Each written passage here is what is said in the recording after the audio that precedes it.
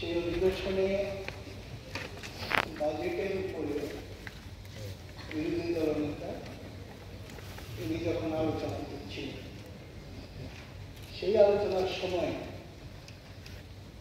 একটা করদাতা সংক্রান্ত বিষয়ে শ্যামল বাবু, আপনি আপনার বক্তব্য রাখতে চেয়েছিলেন গতকালকে ঠিক অষ্টম পর্ব শেষে, মানে 12টায়।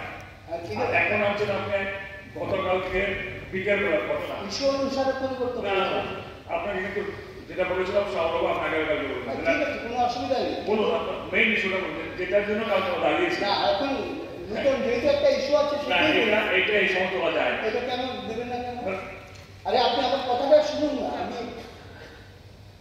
আমি কি বলতে, আমার কথাটা শুনুন। ছিল প্রশ্ন না গতকালকে 12টার সময়, এখন বলছে গতকালকে বিকেল বেলা যেতে ঘটনা ঘটেছে তারপরে সাংঘাতিক ইম্পর্টেন্ট কি আমি বলছি গতকালকে আপনার 12টার ইম্পর্টেন্স ওটা হারিয়ে গিয়ে সেটাও আছে, সেটা আছে আমার কোনো অসুবিধা নেই। কিন্তু এখন যেটা বলছি সেটা একটু শুনুন না।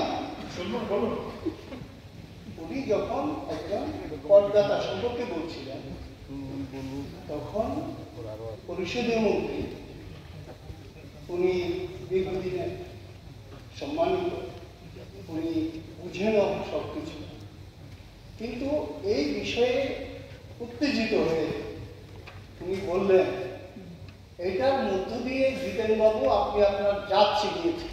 না, সঠিক না। আমি বলছি, আপনি শুনুন। বলুন। জাত ছিনিয়েছে শুনুন, সেটা পরের বিষয়, সেটা পরের বিষয়, এটা অনেক পরে উনি বিজেপি তো বল শুনি দিতে চান না স্যার, জনতাকে শ্বশুরি দিতে হয় কোনো ইস্যু নেই। শ্বশুরি আপনার শ্বশুরি দেখতেও শ্বশুরি বলবেন। আপনাদের এই শ্বশুরিটা যে নেগেটিভ প্রচার সবাই জানে, রাজ্যের মানুষ ভালো করে জানে। আপনি শুনুন, বিজেপি হলে কি বলবো, বিজেপি দল, উনি যদি বলতেন যে জিতেন বাবু আপনি আপনার যেটা বুঝিয়েছেন সেটা ছিল আলাদা, কিন্তু এই কথা বলেন, উনি বলেছেন যে আপনার জাত ছিনিয়েছেন, এইটা অত্যন্ত নিন্দনীয়। এটা উল্টো করা উচিত, স্বীকার করা উচিত। সিনিয়র উনি আরো বললেন বাড়াবাড়ি করলে কি মেলার মাটি ঢুকিয়ে দেবে। বলেছি তো, বলছি অসমনীয় কোনো কাজ করলে মেলার মাটি ঢুকে, এখনো বলছি অসমনীয় কিছু করলে, এখনো বলছি অসমনীয় কিছু করলে মেলার মাটি ঢুকে দেবে।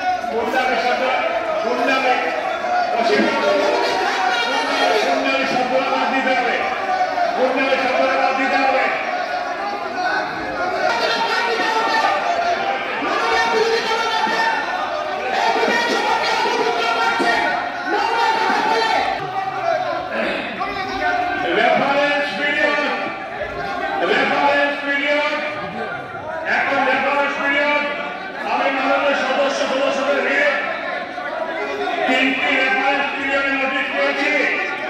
সেই নোটিশগুলো পরীক্ষা নিরীক্ষার পর গুরুত্ব অনুসারে সবার উত্থাপনের অনুমতি দিয়েছে। আমি প্রধানের মাননীয় সদস্যকে বিজ্ঞাপন করছেন অতি আহ্বাস কর্তৃক যুগভাবে আনিত রেফারেন্স নোটিশটি বিষয়বস্তু সভা উত্থাপন করা অনুরোধ করছে। Rejected, reference period rejected. Next